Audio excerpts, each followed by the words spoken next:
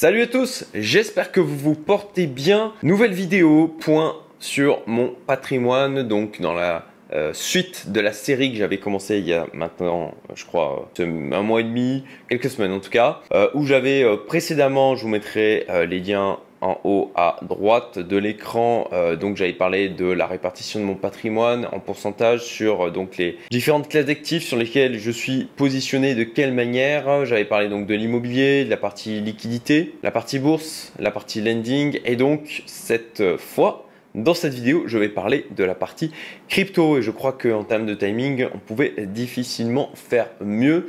Alors au moment où j'avais préparé mon mind mapping, j'étais à, je vous montre là, 7% de mon patrimoine net. Bon, entre-temps, ça a un petit peu augmenté, on s'approche des 10%, où on les a un petit peu dépassés. Enfin voilà, grosso modo, dans les 10% de mon patrimoine net à l'instant T, au moment où je fais cette vidéo, au 19 novembre 2024. On va voir comment, je vais vous montrer comment je suis positionné au niveau de la crypto. Je vais expliquer pourquoi je suis positionné sur ce pourcentage là.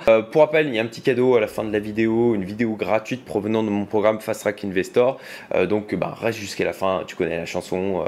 Voilà, reste jusqu'à la fin pour récupérer ce cadeau. Le disclaimer, voilà, je vais reprendre le disclaimer que j'avais déjà fait la dernière fois. Je vais l'intégrer dans la vidéo. Les informations présentées dans cette vidéo sont fournies à titre informatif uniquement et ne constituent en aucun cas des conseils en investissement, une recommandation ou une incitation à acheter, vendre ou détenir des actifs financiers.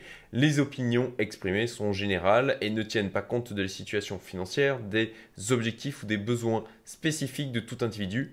Avant de prendre toute décision d'investissement, il est recommandé de consulter un conseiller financier ou un professionnel qualifié pour des conseils personnalisés. L'investissement comporte des risques, y compris le risque de perte en capital.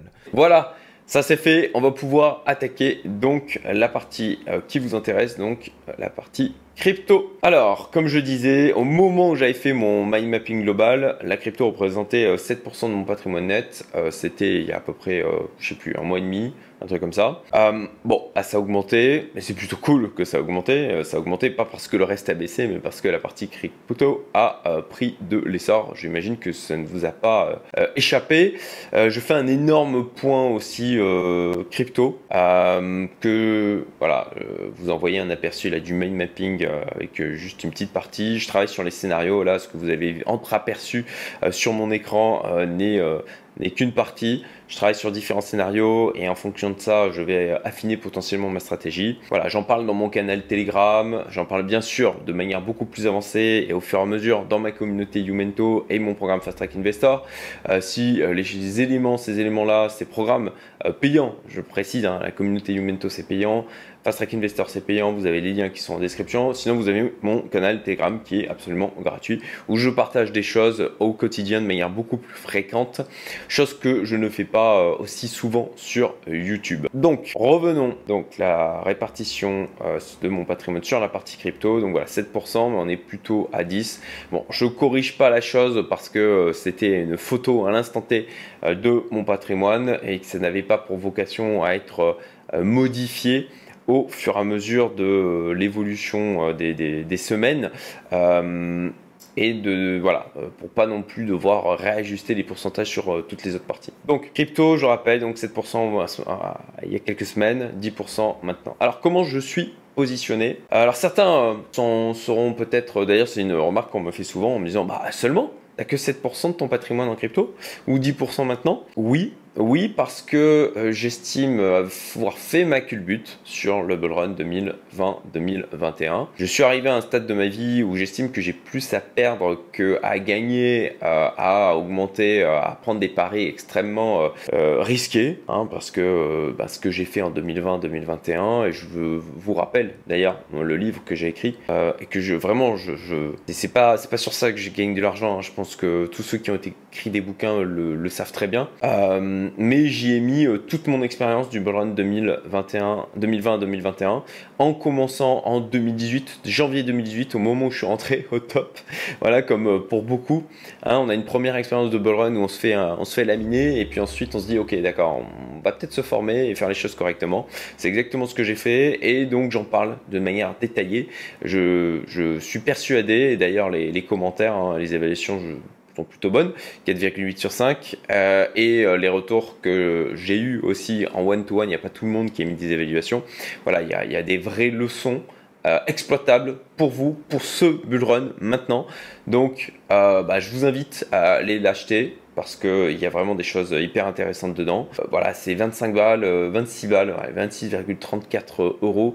Bon, je pense que vu ce qu'il y a dedans, c'est un investissement que vous allez largement en rentabiliser. Bon, allez, j'arrête la partie publicité pour mon bouquin, mais le fond de mon propos, c'est de dire que j'ai fait ma culbute. Et donc là, aujourd'hui, bien sûr que j'ai envie de prendre de la valeur sur ce marché. Ça serait bête de ne pas en profiter, mais en proportion gardée. Donc bon, imaginons, ça fait partie d'ailleurs des signes, des scénarios que j'ai projeté, un signe noir. Allez, je fais un petit peu de teasing, micro-teasing. Voilà, donc signe noir, crise dette aux États-Unis. Là, on a par exemple les encours carte bancaire, carte de crédit qui a encore explosé du côté des États-Unis avec une proportion de retard sur les remboursements qui est assez élevée. Attention à ça. Guerre mondiale, hein.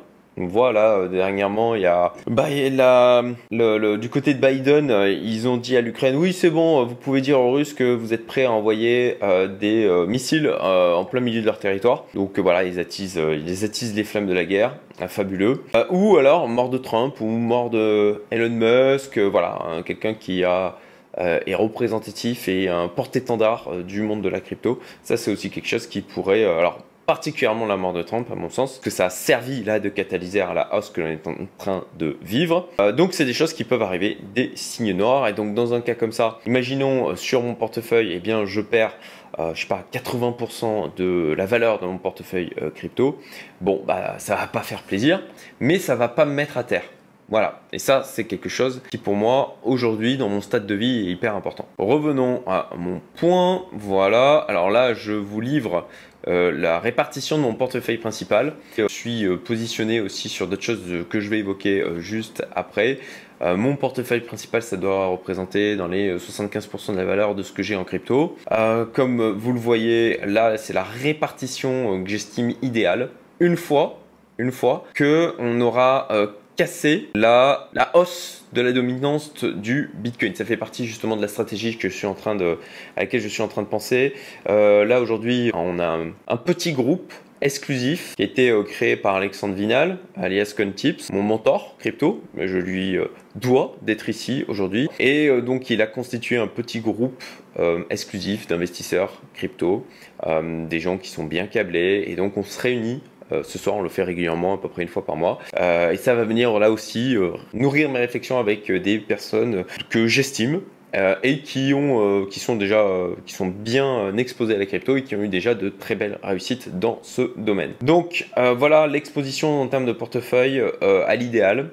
Sachant qu'aujourd'hui, je suis à 40% Bitcoin, j'ai une surexposition Bitcoin qui est assumé. Là, c'est vraiment la répartition idéale. Une fois qu'on aura la dominance du Bitcoin qui aura sauté, enfin la droite de tendance qui aura cassé, je n'avais pas prévu de vous le montrer, mais je pense que ça peut être intéressant pour nourrir mon propos. Je réduire ma tête là, elle prend un peu trop de place. Voilà, je vais passer en weekly, c'est bizarre, hein. Il y a une droite de tendance que j'avais dessinée, je ne la vois plus. Oui, bien sûr, ce n'est pas sur le Bitcoin, c'est sur la dominance du Bitcoin. Voilà, donc j'ai tracé cette droite de tendance et donc je la surveille. Quand elle aura cassé, j'aurai un switch sur ma stratégie qui sera de diminuer ma surexposition sur le Bitcoin et de suivre à nouveau cette répartition et de faire à nouveau des rééquilibrages. Mais j'en parlerai dans une prochaine vidéo. Donc tu connais la chanson. Si tu veux avoir la prochaine vidéo, abonne-toi. Tout simplement. En termes donc d'exposition, j'ai ce portefeuille principal. Je suis aussi exposé sur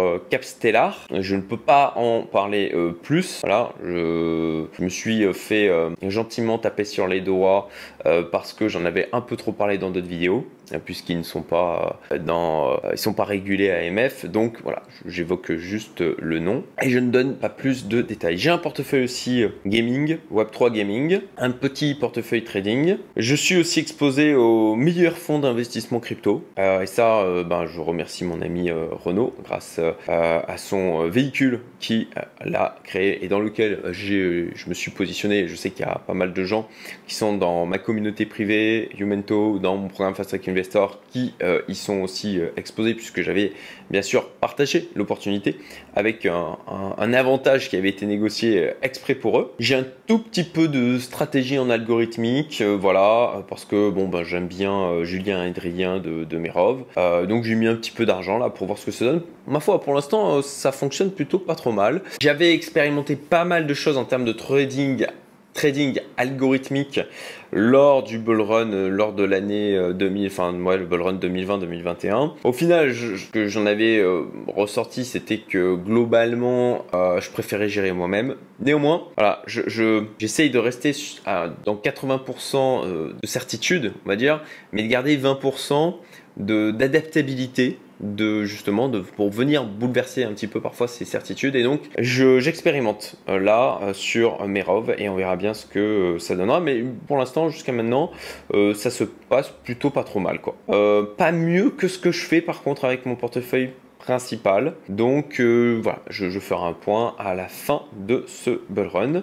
Ensuite, j'ai participé à de multiples ICO. J'ai pu en partager certaines, puisqu'il y en a certaines qui étaient, je bénéficie, on va dire, du réseau que je me suis créé pour avoir l'opportunité de partager de participer à certaines telles que Tada et Oxia. Merci Nathan, si jamais tu passes par là. D'autres donc j'ai pu aussi vous les partager. Bon là Ovaly je pense que voilà, l'ICO, je pense que ce projet au niveau du token en tout cas c'est sûrement mort. Sait-on jamais, il peut y avoir une résurrection mais je ne compte pas trop sur ça. Du côté de Trax, alors j'ai vu passer dernièrement que j'avais reçu les tokens, donc il faudra que je regarde, mais au moment où j'ai fait du coup presse, ils étaient gelés, ils étaient en attente. Tada, là-dessus je reçois mes Tada chaque mois. Mais pour l'instant, j'attends. Je pense que sur le narratif IA, ça peut partir assez violemment. Et puis de toute façon, c'est des paris qui sont hautement spéculatifs du côté des ICO. Oxia, pareil. De toute façon, j'ai pas les tokens, donc j'attends. My Lovely Planet, très dynamique, hein, franchement, belle communication. Je suis un x3 latent.